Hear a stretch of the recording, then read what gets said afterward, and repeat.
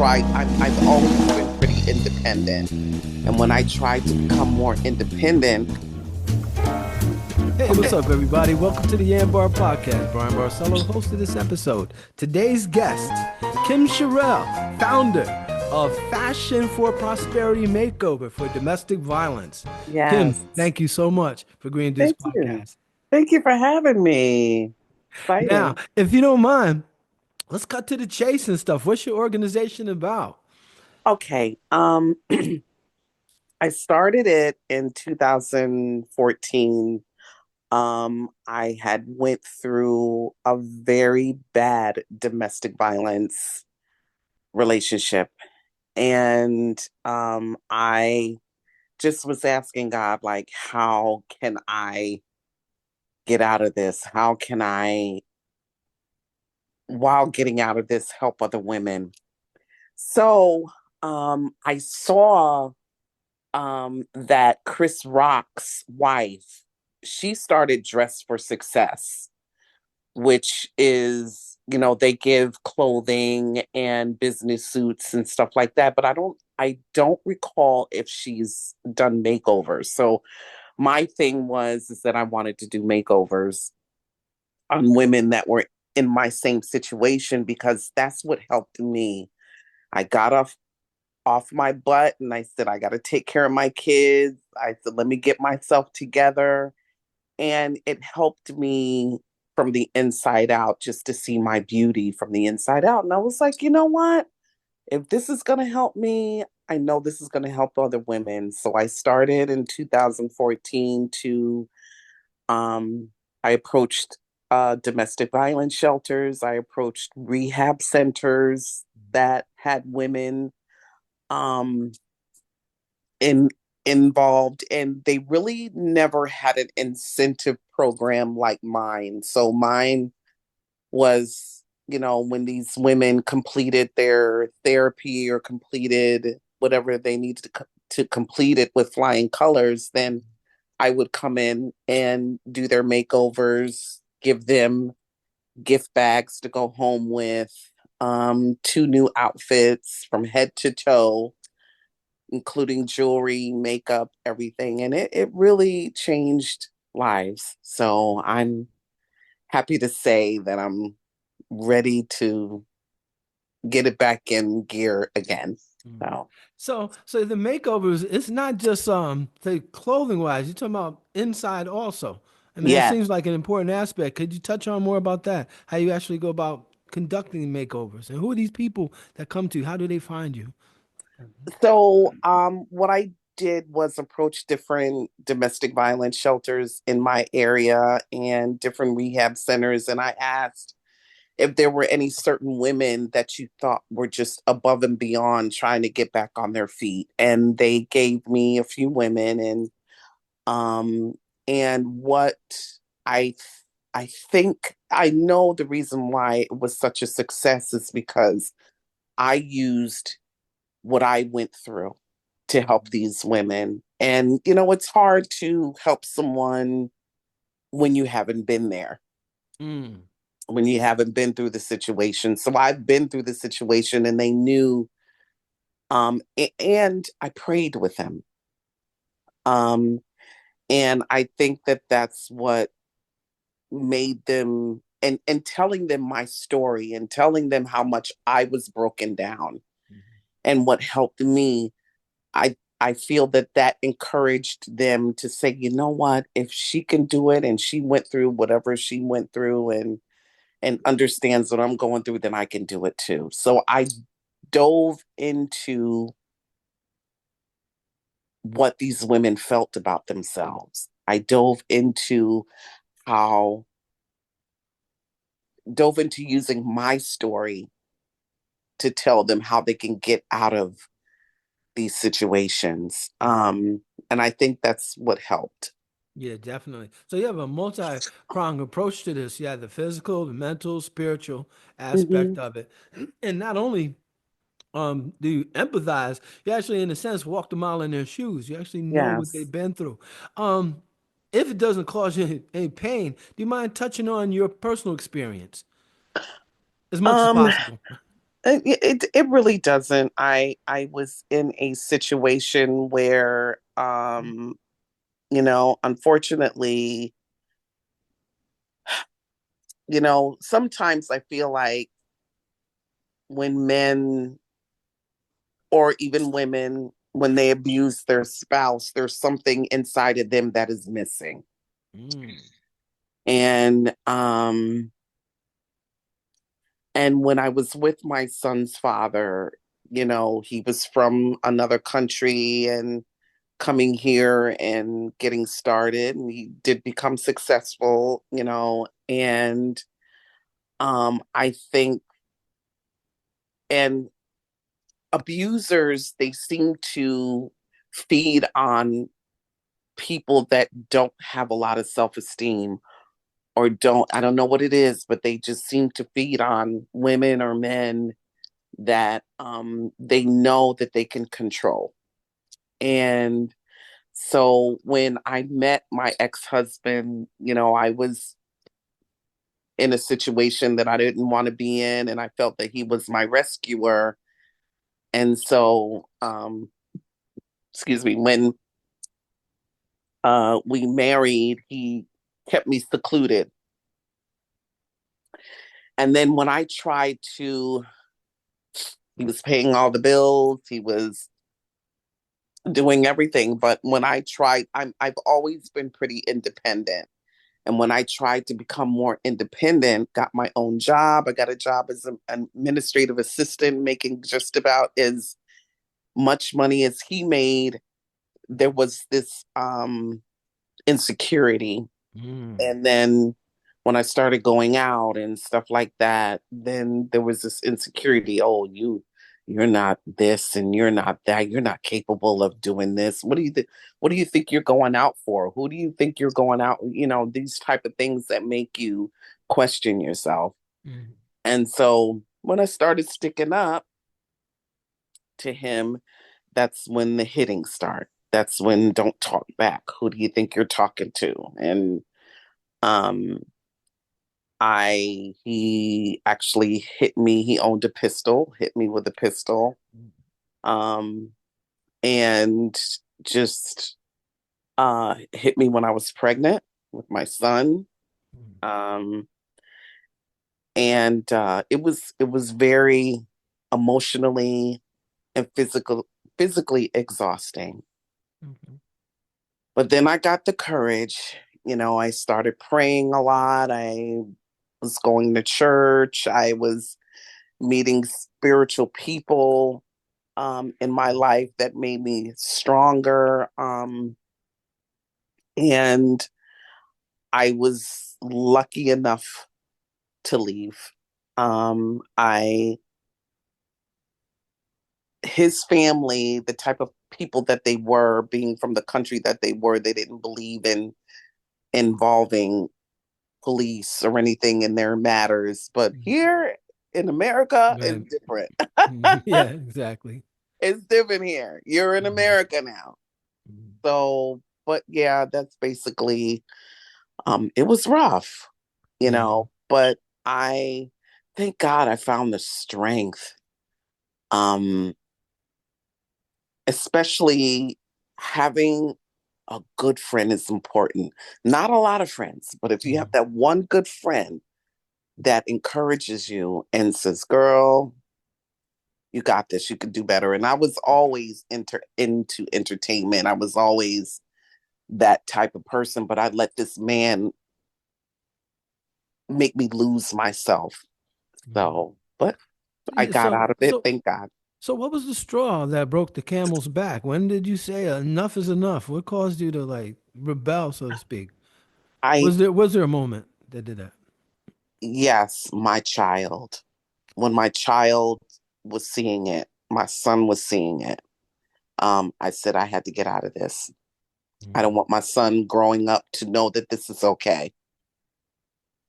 Yeah. Mhm. It's, Now, did you have anyone to help you along your journey, like the services that you're offering other people? Did you have anyone like that for you to help you along the way on your journey, so to speak? I actually didn't. Ah. I didn't. I didn't have anyone. Um, I think it was just my kids. It was just knowing that I got to protect my children Hmm. and um that fire in me. I'm an Aries, so I got a lot of fire in me. Hmm. So it was that fire and it was prayer and it was Hmm. going to church and it was being around seeing women, positive women, women, the church that I went to, women dressed to the nines with beautiful hats Hmm. and I was like, oh my gosh, I love it. And so that I didn't have anyone. It was just my inner Right. self saying to myself, you could do better than this. So you understand the importance of having someone go through this with you, some guidance. Yeah. Yes. And firsthand actually and stuff. Now, before we go any further, how would someone contact you in order to obtain your services? I'm just starting back again, Hmm. and they can definitely go through Facebook under Kim Gabriella, KimGabriella. I'm still working on my website. I'm still working on a few things. Um, Now, if you like, I can place some links in the description for you yes, if you like that. absolutely. Okay. Absolutely. And I'm sure you Yeah. have website. Now wait a minute, and all of that be coming soon. Now also that you have some other things that you're up to. I heard in your past you had some experience with radio. You mind speaking about that a little Yes. bit? And I really, really loved it. I really want to do it again. I just, the radio station that I was with, the owner just wanted me to be another Oprah. And I'm not Oprah. I'm Kim Sherrele. That's who I Right. am. But the radio station was 98.7 Kiss FM, New Hmm. Legend. And we played a lot of Motown. We played a lot of old school music. I Hmm. interviewed Engelbert Humperdink Oh no and way! Frankie Valli. Love Frankie. Love Frankie. One of my favorites. Yeah. They were amazing. Engelbert Humperdink, he was so wonderful to me because I was so nervous interviewing him. I don't Mhm. know why. Maybe because my grandmother loved him and Right. years ago, but I was just so nervous with him and he was so just wonderful with me because he was like, you know what, you're gonna go far in this business, but unfortunately, Mhm. the radio station shut down, and but Oh, Kiss did shut down. yes, Kiss. It used to be WDCD. Uh-huh. That was a religious station, and that was in Latham, New York. And Mhm. so yeah, it's all Yeah. shut I, down yeah, now. remember when BLS used to be at war with the about wipe that lipstick off your radio? I don't know if you remember those days. Yeah, BLS is there's that friendly competition between those two. Now, you have another project, busy person, Yes, um, clothing, and I yes. think that's related. Would you speak about that some? Well, I I'm still working on that website too, but I decided to come up with um a clothing boutique called Naaki Fashion and Designs. And Naaki is my daughter's middle name, her, and it means princess in Ghanaian. Mhm. I'm sure I'm not pronouncing it right. Her father can pronounce it well. But and what I do is sell beautiful African clothing. I actually have these earrings Oh wow, very available. nice. Um, and I um it's like a fair trade. So, money does go back to different countries in Africa. Well, Africa is a country, but different, The countries, yeah, and you know what? in the African community. This is a great idea. You're right because people can use. to help over there financial, and Mhm. they make wonderful things, and people over here can. That's great. That's a great Yes. connection. How'd you come up with the idea? Well, everything that I do, I try to give back Mhm. um in every type of way. That's my tithing. You're supposed to give back. And that's, I made sure that I tried to find a wholesaler that gives back to people that make this beautiful jewelry and make this beautiful clothing and the beauty products and everything that I sell. And I go to different events to sell these products so it can fund my organization. So I really won't have to go out there to get a 501(c)(3) or anything like that. But I actually am going to try to get a I was 501(c)(3). going to suggest that. Um, Yeah. it's a lot of hard work. If there's anybody out there that can help me get a 501(c)(3), Mhm. that'll be great. I thought about umbrellaing. Is that how you say it?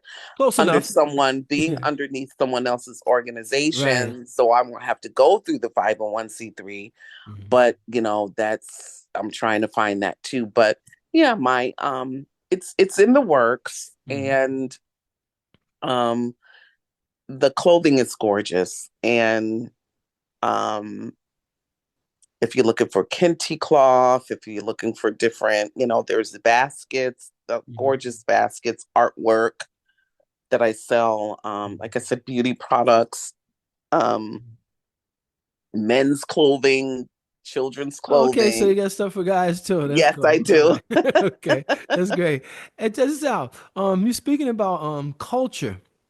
And you're right about that. I recall hearing some stories about people from another country who came here to America, but they brought their ways with them. And I think it has something Mm, to do with marriages or something. And I mm, think the daughter was doing something that the family didn't approve of. And it got quite violent. I don't want to get too descriptive. But basically, what it was, they were saying, well, this is the way we do it in our country. And just mm. like you mentioned, well, you're not in a good country anymore. Yeah, You're in yeah. America, right? Now, I gotta so yeah, our cultural another thing I wanted to mention, when I was growing up, 60s, 70s, I'm sure you're probably familiar with black exploit films that was Yes, out back in those days. Yeah, and yes, they sent a really bad message to black men about how to deal with black women a lot of times. Now, yes. one of them was keeping your pimp hand strong. Mm, Yeah, this thing was ingrained into people's minds, and particularly men, and I guess women saw that too. Needless to say, they did us a disservice.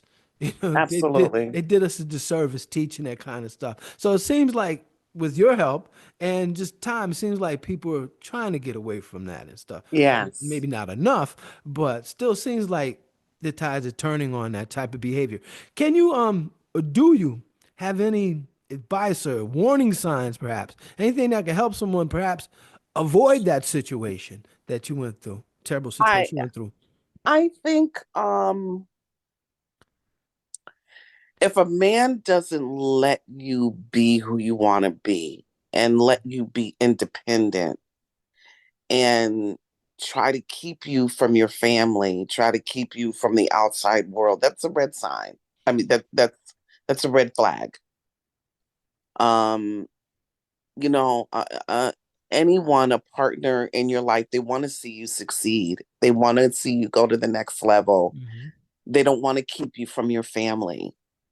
Um, Yeah, you're right. They want everything that's best for you. They want good yes, things for you. Yeah. yes, and that's a red flag. Hmm. That's definitely a red flag. Now, Um, here's the thing. You said you had mentioned, I think you mentioned police. I think you said something like, well, people try to keep that out, but you said in America we did things different. So mhm. eventually you had to get law involved, I Yes, imagine, and stuff. Now, yes. was that hard for you? Did that happen during perhaps an No, altercation? what Or happened was we uh, were coming from a club. But we lived in Connecticut at that time, and New mhm, Haven had a lot of Jamaican clubs, and I love Jamaica. I love Jamaican music. I mean, I'm Haitian, so mhm. I love the culture. And so we were coming from a club, and he literally dragged me off the floor because he felt like someone was, flirting with me.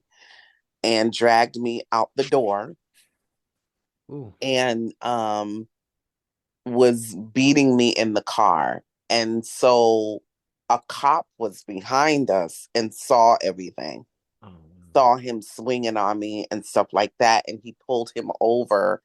And the cop asked me if I wanted to press charges. And I said yes. And he ended up going to jail and spending the night in jail that night. mm-hmm. And that's when I had to call his sisters. And his sisters were like, we don't do that in our country. We don't. And that's when I had to tell her, well, you're in America now.